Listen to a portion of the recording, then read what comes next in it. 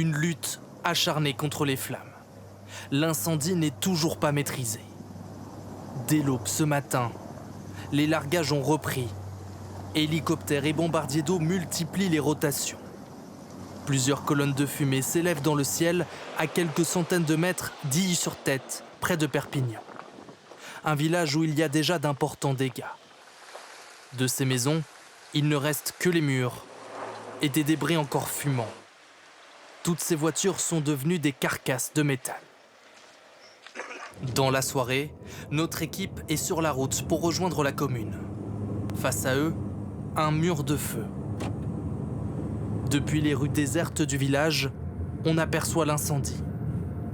Les habitants ont fui pour la plupart.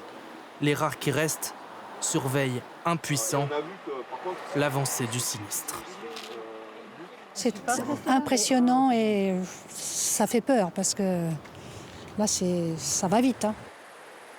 On a vu un petit peu en bas et ça a sauté la rivière, mais ça s'est fait à une vitesse phénoménale. Ils ont bouclé entre les gendarmes et les pompiers et on a eu 2 minutes pour faire nos affaires et partir. Sans relâche, Il y a des points chauds un peu partout. Hein. les pompiers attaquent chaque braise. Mais le feu est parfois plus fort. Il est trop tard pour cette maison. Elle est dévorée par les flammes.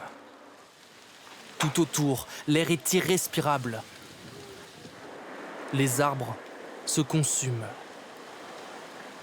Cet homme habite le village. Il est aussi pompier volontaire. Face à l'ampleur de ces feux, il se dit pessimiste. À l'heure actuelle, on se sent dépassé et impuissant surtout. Parce que ça part dans tous les sens. Ça fait 30 ans que je vois des feux. J'ai vu des feux, j'ai fait des feux.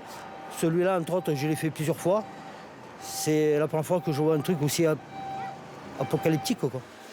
Comme lui, 700 pompiers sont mobilisés sur cet incendie. Au moins 4600 hectares sont déjà partis en fumée.